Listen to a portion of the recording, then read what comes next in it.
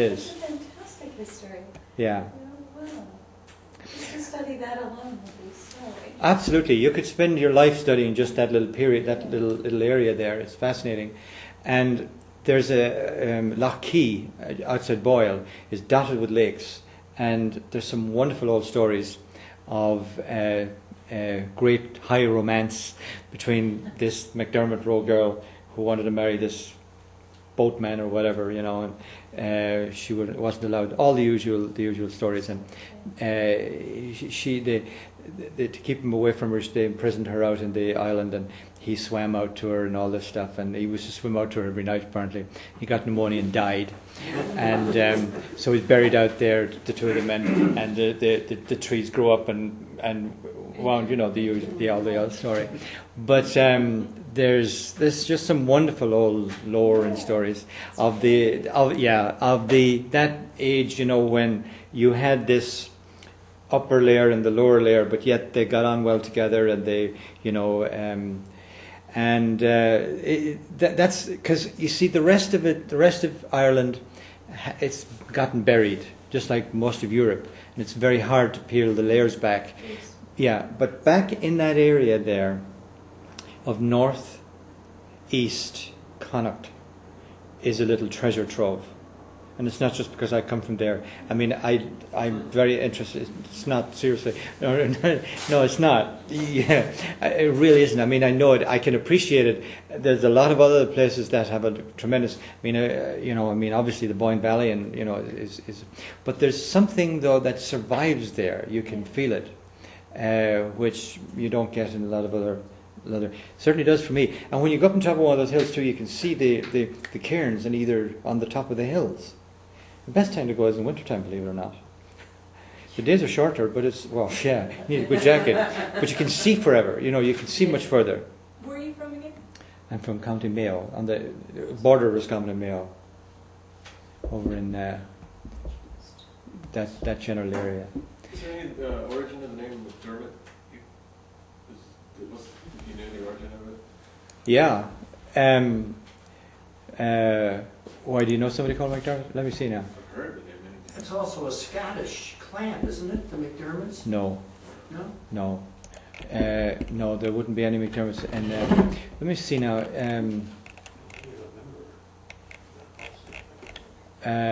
No, it's quintessentially Irish. Gaelic or Norman name?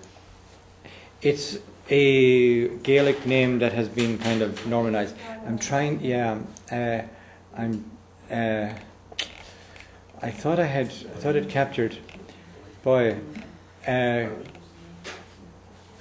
There's a whole history of Moylurg. If you write down the word Moylurg, Moylurg, because that was the area that was their land that they're associated with. Up north of Mayo? North Roscommon. Moylurg, as I remember it. Do a Google search on that, and that'll lead you into all of this stuff. What have you got there? McDermott's? Okay. Oh, wow, good for you. This guy is, I'm telling you. That's great. The Poles, He takes the credit. the Poles really missed out when the Irish got him. Except, It's not in there. well, I don't know, is it under MAC? Here, somebody can look at it while I'm... Look under Dermot. Yeah, it goes under. It'll be under. Look under Dermot. It'll be under Dermot? Okay. Yeah, Well, anyway, I just mentioned that because it's very, very rich in how this came about. Now, the Burkes, the Burkes and the Burkes of Clanrickard in Galway are also very, very rich in that, but they're bigger, they're more powerful, and they're more mixed up, whereas the McDermotts are smaller, and it's more corner. History. Yes, Yeah. and they've survived. Yeah, and they survived. Yes, and they've survived to this day. Oh, my sons. McDermott. Didn't you think to look Three- at the D's? There are three branches of this very important sept, all in Connacht. the chief of the principal branch of Moylurg, There you go. County Roscommon, is styled Prince of Coolavin. Where'd you get this? House. Wow, really? Yeah, well, sell one to you. We got 2 books. The head of the other branch is McDermott Row. Row means red. But that's a very tiny. That's fantastic. When was this And printed? what is that book? The Surnames of Ireland by my classic. Yeah. Well, come on, where'd you get this? Huh? They just kind of pop up here. I think they'd read the covers there. Really? During the week. Ah, well, I mean that explains it. In fact, looking from the cover on there, it looks like you'd probably be able to find it in the used. Oh yeah. Well, I mean he's the guru. Yeah, that's fantastic. We keep them because on Sundays Okay, everybody so wants to come on, know their everyone. name. Can I take a Okay. Yeah. Yeah. We're having a little layback, kickback kind of an evening here. Yeah, this is not the usual. This is tiring. Well, I'm usually more energetic than this, but that's okay. This At is the rate of great, speed, though. we can follow you this evening. This is true. This is You got to get me All sick. this history is fantastic. I love it. And I never heard it before. You know? You finished a few sentences tonight. I did. Yeah. Not a lot, but a few.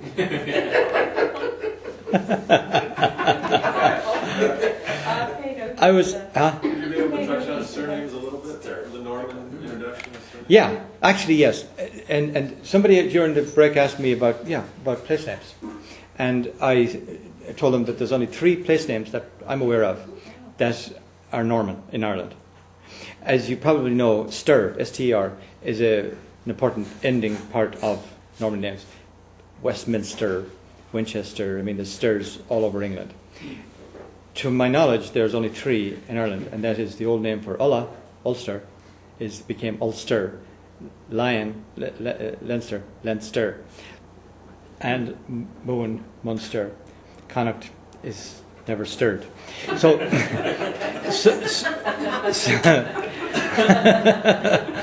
so that's interesting. Now, so place names they had, which again tells you a tremendous amount that they didn't impose themselves to anything like, except at the top level, the overall area. But they didn't call Galster or or Roscommon,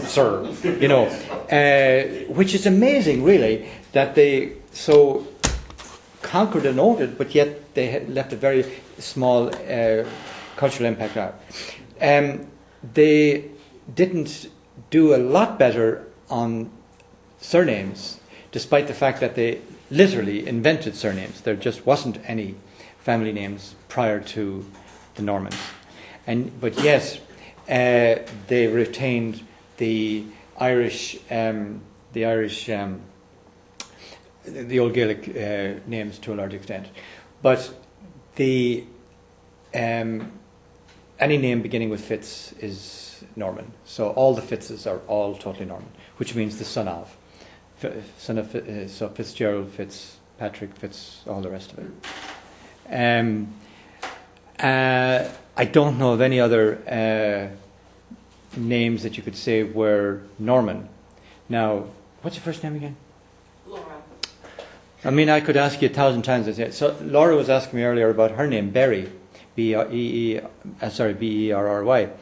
which probably, well, could be Irish from the Bear Peninsula, or it could be some European thing. Now, there's a lot of names that came in from Europe with the Normans, but they wouldn't have been aristocratic people. They would have been artisans and business people and teachers and what have you. So they would have. So a lot of the European names that would have come in, like Le this and Le that, and like my friend Martin Brett, the Bretts, that was a very French name. So those names, they would have come in and they would have been Normans, but they would have been sort of middle class Normans, almost certainly stonemasons, architects, whatever that would have been, because the Irish did not have those skills. So all of the buildings, all the things they would have an army of those, and they would have stayed and intermarried and brought their names with them and so on. But they would have assimilated into the Irish immediately. So yes, a lot of French and European names came in around that period, and they're very aware of the folks who bear those names are very aware of who they are. Now,